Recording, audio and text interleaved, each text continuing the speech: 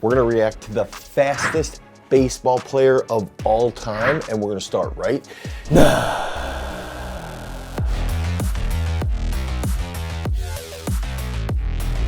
Okay, so when we're thinking about the fastest baseball player of all time, first we've got to think about, okay, what is this going to do for the actual sport? If you're an actual baseball player, what will happen for you if you improve your speed? Okay, so we can think about when there's a rapid hip co-contraction, you can apply more force into your bat. Okay, so that's going to improve your exit velocity. This will likely also put you in a better situation to get on base quite a bit more. It could also help your team in the case that maybe you need to steal bases quite a bit more. It can also help with putouts. You can track balls more effectively. You can also likely throw the ball quite a bit harder. I even think about other sports like the javelin, and you look at the speed on the runway that someone might have, that leads into a really strong penultimate step, which leads to a bomb in the javelin throw. This is very similar to if you're an outfielder and you have to hit that major crow hop and then freaking put somebody out down at home plate. So there's a couple different aspects that speed's gonna lead to. Again, it's gonna improve your exit velocity. It's gonna improve your ability to run the bases faster. It's gonna help you put the team in better situations to score more frequently. It's gonna also help with putouts. So when we look at that,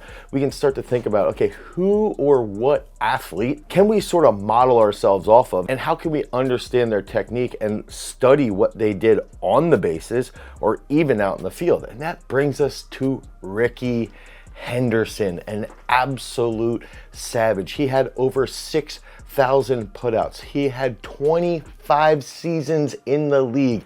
And what's even crazier is that he had 21 seasons with 30 plus stolen bases. That is just absolutely insane. So we're going to react to Rickey Henderson, some of his movements, and then we're going to teach you guys how you can apply it into your own performance. One thing I also wanted to bring up is that when we're looking at someone like Rickey Henderson, if you look at the person whose stolen base record he broke, Lou Brock had 50% of the total stolen bases that Rickey Henderson had. So the next closest person was 50% of the way there. He had 1,406 stolen bases, which is insane. Again, 21 seasons of 30 plus stolen bases. So let's check this out.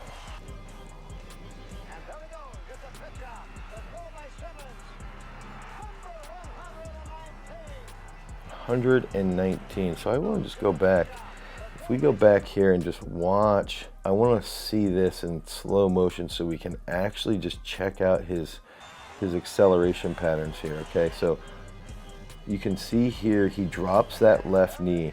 Okay, so he drops that left knee and he continues to accelerate super well. And so one of the things that we can do as a strength coach, if we're trying to help somebody improve their speed, especially if they're in a situation where maybe they do need to steal bases quite a bit, and I can't wait for all the sabermetricians to comment down below and say, well, you shouldn't be stealing bases. It doesn't put your team in that good of a position. Now, there are still cases where stealing a base and bunting will pay off. So let's get into that a little bit further. So even if we look at career runs scored, okay, so career runs scored for Rickey, he had an unbelievably high on-base percentage because of his ability to sprint very quickly. Also, along with that, he was great with those outfield putouts. He had over 100 walks, 100 stolen bases, and 100 runs in 1 year. Also, I hated this dude when he played for the Blue Jays because they ended up beating the Philadelphia Phillies in the World Series. He won multiple World Series titles, so that's another thing we have to think about. There's also a unique story with Rickey Henderson where he got $1 million check and he wanted to keep his $1 million check in a frame, and he didn't want to get it cashed. And I think it was like the owner of the A's.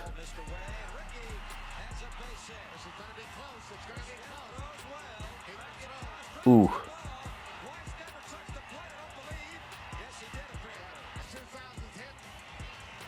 2,000 hits for Henderson. See ya.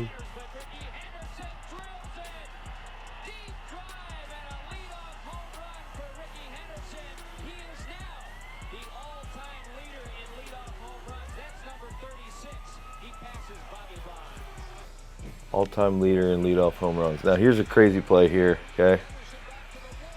Unbelievable athleticism. First of all, look at the size of his freaking legs. This is a concept that I think that we need to think about as strength coaches, is if we can focus on acceleration. So acceleration all the time for baseball players. One, they will never get to top speed. Yes, top end speed can have a positive impact on acceleration. So in training, occasionally you can run top end speed work. But for baseball, they're running on 90-foot bases, okay? So they're never truly going to get to absolute top end speed. Also, big factor here is that there's a rapid rate of acceleration. Think about in this case here, when Rickey sees the ball come off the bat, he has to immediately start to track it. There is something referred to as the quiet eye, okay? So if you have a dynamic trunk control capability, a very high dynamic trunk control capability, you can then also improve your skill of the quiet eye. The sooner that you can track a ball,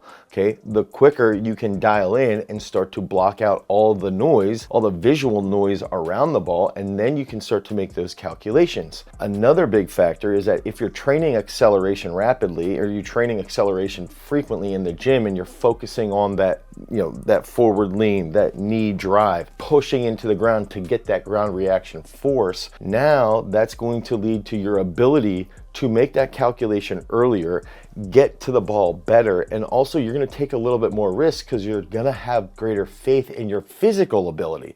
And you know that mentally from how you've trained in the past and how you've done past tasks to try and track a ball in the outfield. So that's some big factors that we've got to remember. And that's what sets him up for this big play here. He's at the Braves. I hate the Braves. Also just perfect timing there. Little counter movement jump, jumping off 2 feet. Henderson steals. Totally disrupts.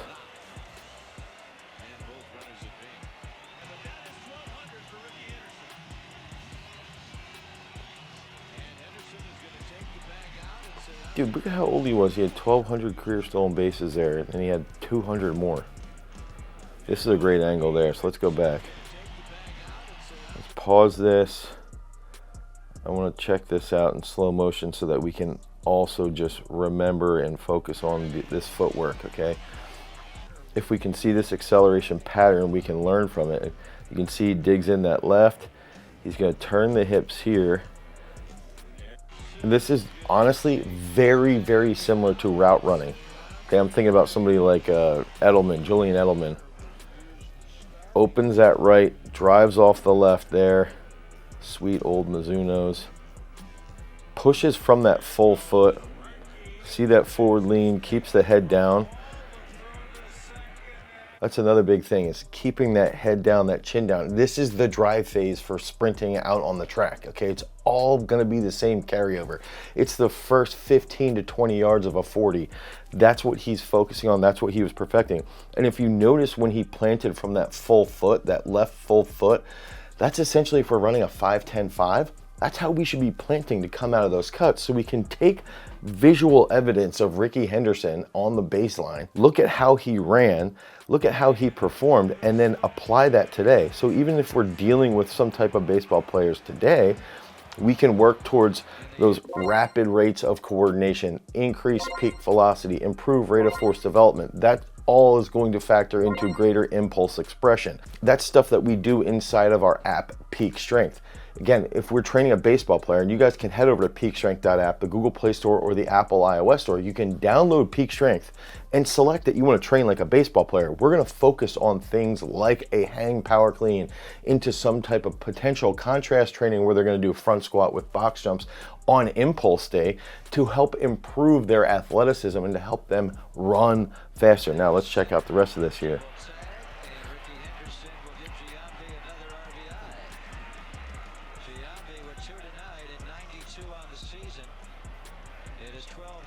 2,000 career runs. 2,000 career runs. Unreal.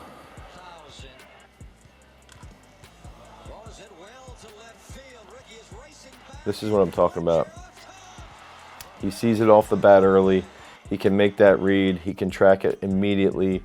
And then he has that quiet eye. And that's the big factor here. And I think that a lot of people avoid strength training or resistance-based training for baseball. I think a lot of athletes in baseball avoid resistance-based training, and I think they're really doing themselves and the sport, they're doing it wrong. If you can improve your shoulder stability, you should be able to throw harder. If you can improve that dynamic trunk control, you will be more stable. If you can improve your acceleration, you will be faster on the field, make better plays, be electric like Rickey Henderson was, and also at the same time be able to hit the ball harder. So those are all some real big key concepts that we can learn directly from Rickey Henderson. You want to score a lot of runs, you want to get on base a lot, and you want to put people out all day. Train to develop yourself to get to be 75% of the player or of the physical aspects that Rickey Henderson had, so that you can become a freak. Because remember, freaks, if you want to become a champion, you've always got to cultivate your power.